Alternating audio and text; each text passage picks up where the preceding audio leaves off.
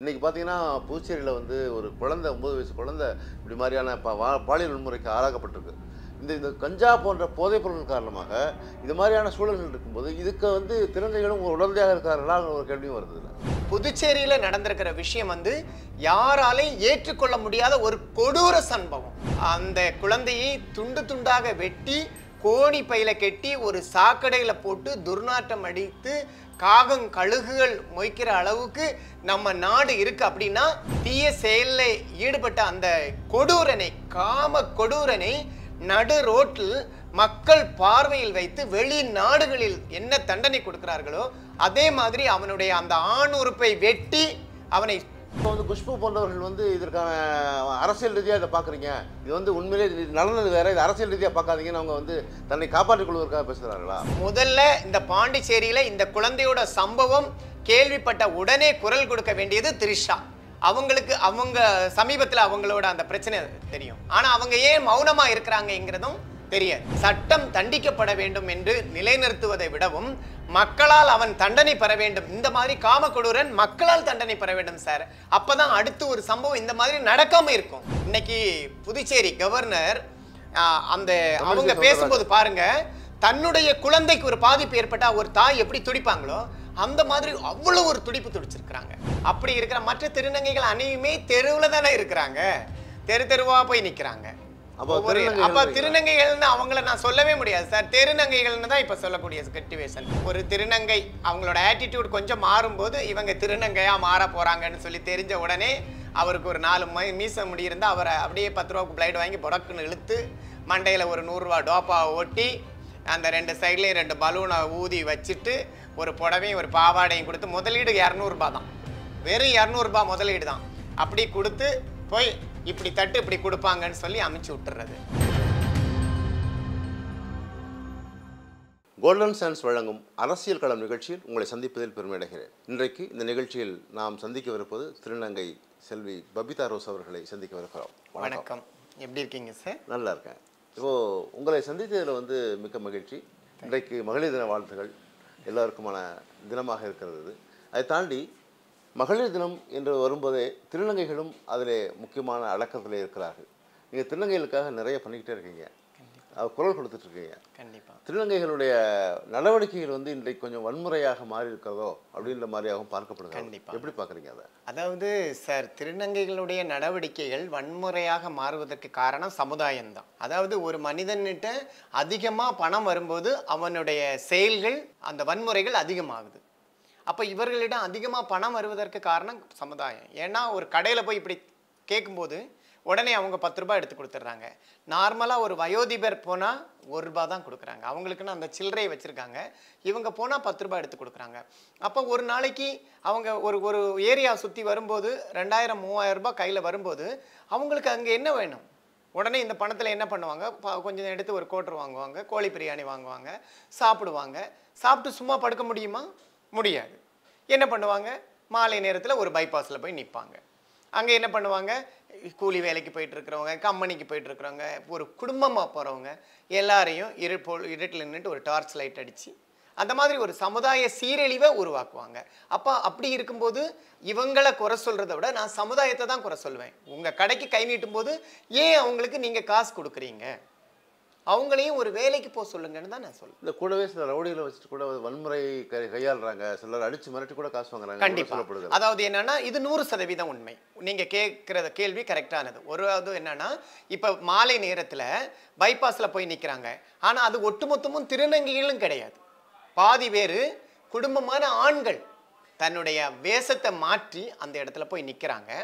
நின்றுட்டு ஒரு இளைஞர் ஏதோ ஒரு காம மோக வலையில விழணும் அப்படிங்கிற நோக்கத்தில் அந்த இடத்துல வண்டியை நிப்பாட்டிட்டாருன்னா அப்படியே கீழே கொண்டு போகிறாங்க. கொண்டு போய் அங்கே என்ன பண்ணுறாங்க? 5 ரவுடியை வச்சுருக்குறாங்க. இவர்கிட்டருந்து அடித்து இவர் மோதிரம், செயின், செல்ஃபோனு, கையில் இருக்கிற பர்ஸு அத்தனையும் எடுத்துகிட்டு விடுறாங்க. இது உண்மையாக நடக்கிறது. ஆனால் சில போதைப் பொருள்கள் வந்து இவர்கள் வாயிலாக தான் போகுது. இப்போ சில இடங்களில் வந்து கஞ்சா போன்ற போதைப் பொருள்லாம் வந்து இவங்க வந்து சப்ளை போல பண்ணுறாங்க அப்படிங்கிற மாதிரி குற்றச்சாட்டு வைக்கப்படுகிறது. இன்றைக்கி பார்த்தீங்கன்னா, புதுச்சேரியில் வந்து ஒரு குழந்தை 9 வயசு குழந்தை இப்படி மாதிரியான பாலியல் வன்முறைக்கு ஆளாக்கப்பட்டிருக்கு. இந்த கஞ்சா போன்ற போதைப் பொருள் காரணமாக இது மாதிரியான சூழல்கள் இருக்கும்போது இதுக்கு வந்து திருநங்கைகளும் ஒரு உடந்தையாக இருக்கிறார்களாங்கிற ஒரு கேள்வியும் வருது இல்லை சார்? அதாவது போதை பழக்கத்தினால ஒரு குழந்தையை பாலியல் தொழில் வன்கொடுமைக்கு தள்ளப்பட்டிருக்கிறார்கள் என்கிறத விடவும், போதைங்கிறது எல்லாரிடத்துலையும் இருக்கு. அந்த போதையை வந்து பயன்படுத்துறவங்க தன்னுடைய என்ன சொல்றது நிதானத்துக்காகவும் ஒரு சில வேலைகளை செய்து கொண்டிருக்கிறாங்க. புதுச்சேரியில நடந்திருக்கிற விஷயம் வந்து யாராலையும் ஏற்றுக்கொள்ள முடியாத ஒரு கொடூர சம்பவம்.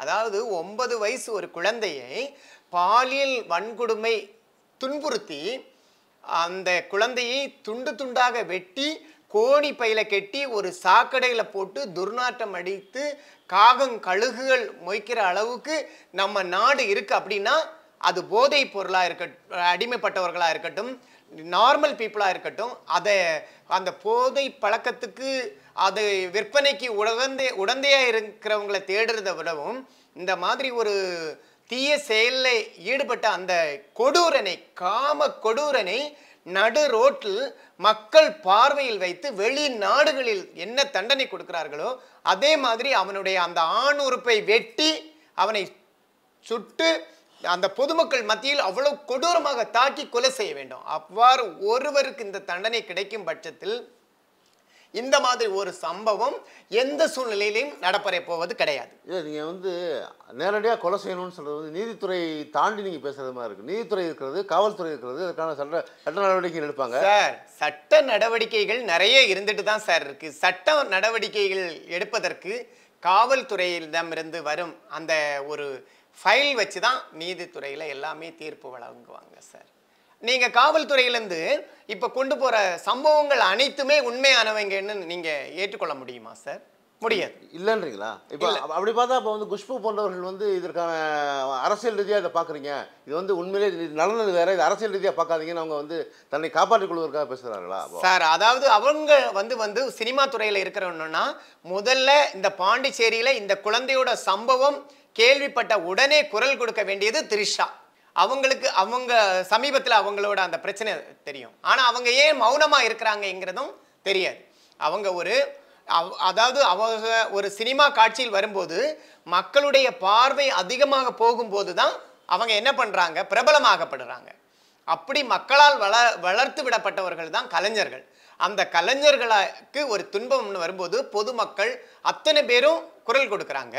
இந்த குழந்தைக்கு 9 வயது குழந்தை இந்த மாதிரி பாலியல் துன்புறுத்தலால் வன்முறையாக கொடூரமான தாக்கப்பட்டு கொலை செய்யப்பட்டிருக்கிற அந்த குழந்தை சம்பவம் திரிஷாவுடைய பிரச்சனைக்கு வந்தது மாதிரி அவங்க ஒரு குரல் கொடுத்திருந்தாங்கன்னா இன்னைக்கு பெரிய தாக்கத்தை ஏற்படுத்தியிருக்கும் சார். திரிஷா வந்து குவத்தூரில் வந்து திரிஷா வந்து அழைக்கப்பட்டார்னு சொன்னதுக்கு மொத்த திரையுலகமே வந்து திரிஷாவுக்கு சாதகமாக ஆதரவாக பேசுச்சு. ஏன் இந்த மாதிரியான குழந்தை வன்பாலியல் உணர்வுக்கு ஆளாக்கப்பட்ட பிறகு கூட ஏன் பேசுறாத சார்? அதாவது நீங்கள் என்ன நினைக்கிறீங்கன்னா, மீடியா முன்னாடி நான் ஐயோ இதற்கு அப்படி அதை செய்வேன் இதை செய்வேன் அப்படிங்கிறது குரல் கொடுக்கறத விடவும், அவர்கள் சட்டத்துக்கு புறம்பாக ஒரு தீய செயல் நடந்திருக்குன்னா சட்டம் தண்டிக்கப்பட வேண்டும் என்று நிலைநிறுத்துவதை விடவும் மக்களால் அவன் தண்டனை பெற வேண்டும். இந்த மாதிரி காமக்கொடூரன் மக்களால் தண்டனை பெற வேண்டும் சார். அப்பதான் அடுத்து ஒரு சம்பவம் இந்த மாதிரி நடக்காம இருக்கும். தேசிய மகளிர் ஆணைய உறுப்பினராக கூடிய குஷ்பு அவர்களே இதை வந்து அரசியலாக்காதீங்க, அரசியல் மாதிரி பார்க்காதீங்க அப்படிங்கிற மாதிரி சொல்றாங்கன்னா, ஏன் இது ஒரு நடிகைக்கு ஒரு பிரச்சனை வரும்போது எல்லாரும் குரல் கொடுக்கும்போது ஏன் இதை குரல் கொடுக்க மறுக்கிறாங்க சார்? நீங்க ஒரு விஷயம் குறிப்பிட்டு அந்த குஷ்பு அவங்க ஒரு நடிகை, அவங்க இன்னைக்கு ஒரு தேசிய மகளிர் ஆணையத்தில் ஒரு உறுப்பினராக இருக்கலாம். அவர்கள் கொடுக்குற குரல் எங்கே ஒரு இடத்துல இருந்து ஒலிக்கலாம்.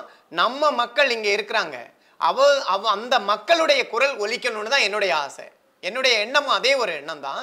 இன்னைக்கு புதுச்சேரி கவர்னர் அவங்க பேசும்போது பாருங்க, தன்னுடைய குழந்தைக்கு ஒரு பாதிப்பு ஏற்பட்டா ஒரு தாய் எப்படி துடிப்பாங்களோ அந்த மாதிரி அவ்வளவு ஒரு துடிப்பு துடிச்சிருக்கிறாங்க. அந்த துடிப்பு ஒவ்வொரு பெண்களிடமும் வரணும். அவங்க தேசிய மகளிர் ஆணையமா இருக்கட்டும், நான் ஒட்டுமொத்தத்தையுமே எந்த ஒரு பதவியில் இருக்கிற அரசியலோ எதையும் பேச வரல, அனைவருமே பெண்கள் தான். ஒரு பெண்ணாக பிறந்திருந்தால் குழந்தை முதல் குமரி முதல் வயதானவர் வரைக்கும் பெண்கள் தான். இதில் யாருக்கு இந்த சம்பவம் நடந்திருந்தாலும் அனைத்து பெண்களும் குரல் கொடுத்து ஒட்டுமொத்தமா இணைந்து செயல்படணும்னு. ஆனால் ஆளுநர், துணைநிலை ஆளுநராக இருக்கக்கூடிய தமிழிசை சவுந்தரராஜன் தான் அவங்க கவர்மெண்ட் தான் நடக்குது, அவங்க கண்ட்ரோலில் தான் இருக்குது அந்த புதுச்சேரி. ஆனால் அவங்க அதுக்கான காவல்துறையை கட்டுப்பாட்டுக்குள்ளே கொண்டு வராமல் முதலமைச்சர் ரங்கசாமிக்கும் அவர்களுக்குமான ஒரு லடாயோடவே இருக்காங்க தவிர இதை எப்படி எடுத்துக்கிறாங்க. அவங்க மீடியாவுக்கு முன்னாடி வேற மாதிரியாகவும் உள்ளூர வேற மாதிரி நடந்துக்கிறாங்களா நினைக்கிறீங்களா? அப்படியெல்லாம் கிடையாது சார். அதாவது நான் என்ன சொல்றேன்னா, ஒரு குழந்தையை வைத்து அரசியல் நோக்கம் யாரும் நடத்த மாட்டாங்க. ஒரு குழந்தையுடைய அந்த உயிரை வைத்து அரசியல் பயன்பாடு கொண்டு வருவதற்கு அவர்கள் ஒரு பெண் துணை ஆளுநராக இருந்தாலும் அவர்கள் ஒரு பெண் தான். ஆனால் அவர்களுடைய அந்த மீடியா கொந்தளிப்பு, ஒரு குழந்தையுடைய தாய் தன் குழந்தையை பறிகொடுத்தால் எவ்வாறு துடிப்பார்களோ அந்த அளவுக்கு அந்த அம்மாவோட துடிப்பு இருந்திருக்கு. அது நிச்சயம். அந்த செயலில் என்ன இருக்கிறது என்பது எனக்கு தெரியாது. அவர்களுடைய துடிப்பு நிச்சயமாக அப்படி இருக்கிறது. அதனால் கண்டிப்பாக இது ஒரு பெரிய தண்டனைக்குள்ளாக்கப்படுவாங்க. இந்த குற்றவாளிகளை வெகு விரைவில் பிடித்து. ஒரு 59 வயசு ஒரு விவேகானந்தன்கிற ஒருத்தரும் அந்த ஒரு 19 வயசு பையனும் 2 பேரும் சேர்ந்து ஒரு கஞ்சா போதைக்கு தன்னை ஆட்படுத்தி கொண்டு அந்த குழந்தையை சிதைச்சிருக்காங்க. இதை இது மாதிரி சம்பவங்கள் நடந்துக்கிட்டே இருக்குது. இது முதல் முறை இல்லை, இது மாதிரி சம்பவங்கள் நடந்து கொண்டே இருக்குது. இதை கட்டுப்படுத்துவதற்கான சூழலை ஏன் அரசு செய்ய மாட்டேங்குது? இப்போ ஒன்றிய அரசு சொல்லுகிறது நாங்கள் பாதுகாப்பாக வச்சுருக்கோம் பாஜக அப்படின்னு சொல்கிறாங்க. ஆனால் பாதுகாப்பாக இருக்காதுக்கான எந்த ஒரு நடவடிக்கையும் எடுக்கலை. இப்போ கூட இன்றைக்கி பூச்சேரியில் போராட்டம் நடத்திட்டு இருக்காங்க, அதுக்கான பந்த் நடத்திட்டு இருக்காங்க. அப்படி கூட அவர்களை எதிர்த்து தான் பண்ணுறாங்க. ஏன் இதுக்கான நடவடிக்கை எடுக்க தயங்குறாங்க?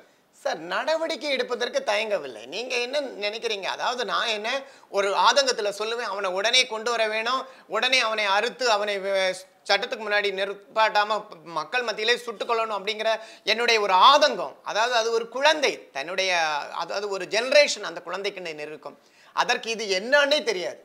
பாலியல் வன்கொடுமைங்கிறது என்ன என்று தெரியாத ஒரு வயதில் அது சீரழிக்கப்பட்டு கொலை செய்யப்பட்டிருக்கு அப்படின்னா அந்த ஒரே ஒரு தாக்கத்தினால தான் நான் பேசுகிறேனே தவிர, மற்றபடி அந்த குற்றவாளிகளை இப்போ நீங்கள் என்ன மாலை சந்தனம் எல்லாம் போட்டு ஆரத்தி எடுத்து நல்லா பெட்டில் படுக்க வச்சு பிரியாணி வாங்கி கொடுத்துட்ருப்பாங்கன்னு நினைக்கிறீங்களா?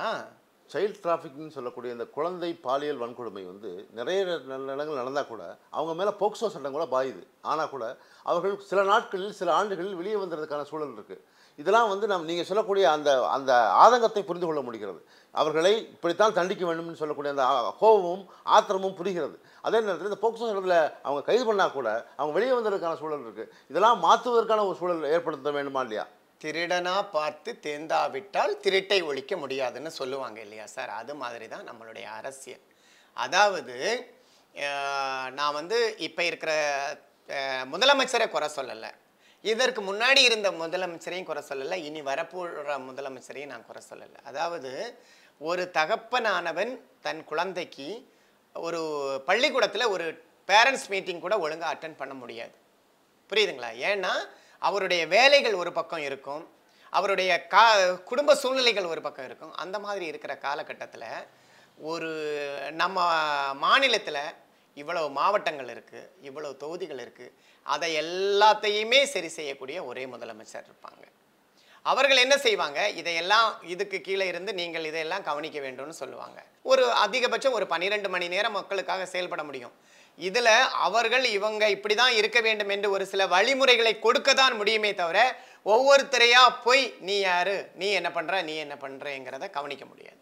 அப்படி இருக்கும்போது இது எந்த இடத்துல இந்த தவறு நடந்திருக்கோ அந்த இடத்துல யார் இருக்கிறாங்கன்னு பார்த்து அவர்கள் தான் இதுக்கு துரிதமான ஒரு அந்த கொடூரமான தாக்குதல் எங்கே நடந்திருக்கோ அதே இடத்துல அவனுக்கும் கொடூரமான ஒரு பனிஷ்மெண்ட் கொடுக்க வேண்டியது அந்த இடத்துல இருக்கிற காவல்துறை. சரி, அதை தாண்டி இந்த சம்பவத்துக்கு ஒரு தென்னிந்திய திருநங்கைகள் சங்கம்னு வச்சுருக்கீங்க. அவங்க ஏன் ஒரு கண்டனத்தை தெரிவிக்கலை? இதை ஏன் கண்டிக்கலை? அவங்க எப்படி சார் கொடுப்பாங்க? அதாவது தென்னிந்திய திருநங்கைகள் என்று கலைஞர் அழகா ஒரு இது என்ன சொல்றது ஒரு பேர் கொடுத்துருக்கிறார். முத்தமிழ் கலைஞர் ஐயா திருநங்கைகள் என்று அழகா உச்சரிக்கிறதுக்கு ஒரு பேர் கொடுத்துருக்குறாங்க. இன்னைக்கு நீங்க ஏதாவது ஒரு திருநங்கைகள் அப்படிங்கிற ஒரு மரியாதையோட யாரை நீங்க உள்நோக்கில் பார்க்க முடியுது? ஏதோ 1-2 பேர், ஒரு சில கால் பதிக்க முடியாத ஒரு துறையில் கால் பதிச்சிருக்கிற ஒரு சில திருநங்கைகளை தெய்வமாக மணங்குற சூழ்நிலை எனக்கு கூட இருக்குது. அப்படி இருக்கிற மற்ற திருநங்கைகள் அனையுமே தெருவில் தானே இருக்கிறாங்க, தெருவா போய் நிற்கிறாங்க. அப்போ திருநங்கைகள்னு அவங்கள நான் சொல்லவே முடியாது சார். தெருநங்கைகள்னு தான் இப்போ சொல்லக்கூடிய சிச்சுவேஷன். இதில் தென்னிந்திய திருநங்கைகள் கூட்டமைப்புன்னு சொன்னால் என்ன பண்ணுற நீ? அதாவது இவங்க ஒரு திருநங்கை அவங்களோட ஆட்டிடியூட் கொஞ்சம் மாறும்போது இவங்க திருநங்கையாக மாற போகிறாங்கன்னு சொல்லி தெரிஞ்ச உடனே அவருக்கு ஒரு 4 மீச முடி இருந்தால் அவரை அப்படியே 10 ரூபாய்க்கு பிளைடு வாங்கி புடக்குன்னு இழுத்து மண்டையில் ஒரு 100 ரூபா டோப்பாவை ஒட்டி அந்த 2 சைட்லேயும் 2 பலூனை ஊதி வச்சுட்டு ஒரு புடவையும் ஒரு பாவாடையும் கொடுத்து முதலீடு 200 தான், வெறும் 200 முதலீடு தான். அப்படி கொடுத்து போய் இப்படி தட்டு இப்படி கொடுப்பாங்கன்னு சொல்லி அமுச்சு விட்டுறது. அப்புறம் என்ன சார் தென்னிந்திய திருநங்கைகள் கூட்டமைப்பு? திருநங்கைகளை உருவாக்குறாங்களா அவங்க? ஆமா, உண்மையிலே திருநங்கைகளா இல்ல அவங்க? அவங்க எப்படி சார் அவங்கள கொஞ்சம் ஒரு மாற்றம் இருந்தா, உன்னுடைய உடல்ல இருக்கிற மாற்றம் இப்படி இருக்கு, உன்னுடைய குடும்பத்துல சொல்லி டாக்டரை கன்சல்ட் பண்ணி எந்த ஒரு திருநங்கையா இருந்தாலும் ஒரு சில திருநங்கைகளோட பிறவிகள் தான். அதாவது நாங்க திருநங்கைகள் எந்த ஒரு திருநங்கை பாலியல் தொழில் செய்யாம வழியோரம் எல்லாம் நிற்காம கடைக்கு போகாமல் இருக்கிறாளோ அவளுடைய பிறப்பு வந்து பிறவியிலே அவள் ஒரு திருநங்கையா உணர்ந்து வாழ்ந்தவள் தன்னுடைய ஒரு பெண்மைக்கான அனைத்து கட்டுப்பாடையும் கொண்டு இருப்பாள். இவங்க வந்து இடையில இருக்கிறது யாரும் எனக்கு வேலை தர மாட்டேங்கிறாங்களே, அதனால தான் நான் இந்த வேலையை பண்ணுறோம் அப்படின்றாங்க. சார் வேலை கொடுக்கணும்னா நான் என்ன சொல்கிறேன்னா, ஒரு கம்பெனிக்கு வேலைக்கு போகிறோன்னு வச்சுக்கோங்களேன், அந்த வேலையை மட்டும் பார்த்தா யார் சார் வேலை கொடுக்காம இருப்பாங்க? இப்போ விஜயகாந்த் சார் கூட மதிப்புக்குரிய புரட்சி தலைவர் விஜயகாந்த் ஐயா வந்து முதல்ல திருநங்கைகளுக்காக திருப்பூரில் ஒரு கம்பெனி தொடங்கினார். அங்கே என்ன பண்ணாங்க, 10 திருநங்கைகளுக்கு வேலை கொடுக்கலான்னு சொல்லிட்டு வேலை கொடுத்தாரு. அவர் பண்ண தவறு என்ன தெரியுமா, திருநங்கைகளுக்கு தொடங்கின கம்பெனியில் ஒட்டுமொத்த திருநங்கைகளை மட்டும்தான் வச்சிருக்க வேண்டும். ஆனால் அவர் அப்படி வைக்காம கொஞ்சம் ஆண்களையும் விட்டாங்க. அப்போ அங்கே என்ன நடந்திருக்கு சொல்லுங்க? வராத ஆண்களையே வலுக்கட்டாயமாக இழுக்கிற உலகத்தில் ஒரு கம்பெனிக்குள்ளேயே ஒரு 10 ஆண்களும் 10 திருநங்கைகள் இருந்தாங்க. அவர் சார் தெரிஞ்சு விட்டாருன்னு இல்லை சார், அவர் என்ன பண்ணாரு, இவங்களுக்கு ஒரு வாழ்வாதாரம் கொடுக்கணுங்கிறதுக்காக, அதாவது ஒரு பஸ் இருக்கு சார், அதில் 10 திருநங்கைகள் பயணிக்கிறாங்கன்னா டிரைவர் ஆனால் தானே இருக்க முடியும். அது மாதிரி தான் அந்த கம்பெனியில் டெக்னீஷியன் எல்லாம் ஆண்களை விட்டதுனால அந்த கம்பெனியை விரைவில் மூட வேண்டிய சிச்சுவேஷன் இருந்துச்சு.